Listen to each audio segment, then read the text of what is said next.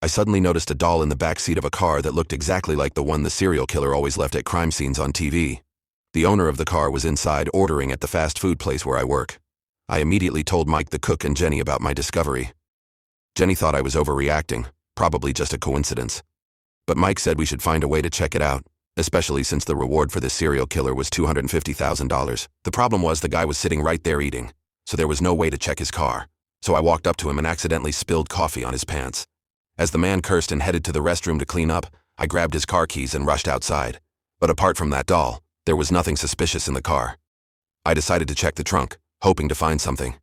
Sure enough, under a tarp, something was wrapped up. Right then, the guy was about to leave the restroom.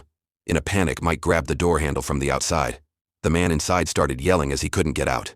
Mike kept pulling while pretending he was fixing the door, basically trapping him in the bathroom. But this wouldn't hold for long. He told Jenny to come get me. By then, I just pulled back the tarp and was frozen in shock at the sight of a woman's body. No doubt about it, this customer was a serial killer. The killer had managed to pull the bathroom door open, but luckily Jenny helped out. When he returned to the dining area, he didn't notice anything off. I was in the kitchen throwing up and showed them both the photo of the body. We were all nervous but excited, split 3 ways. That's over $80,000 each. Mike immediately tried calling the police, but weirdly all our phones had no signal. Even the landline wouldn't work. The store's Wi-Fi was down too. To make matters worse, the killer's friend showed up, a young woman who ordered takeout. It hit me that she might be his next victim. How could we stop them from leaving?